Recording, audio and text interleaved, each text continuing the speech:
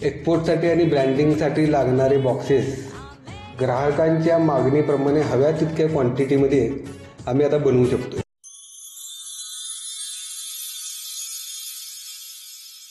पाय फुफाटा रुतल काटा दिसल वाट तुझी झोकून आशा चालत राहतू गाडून टाक भीती.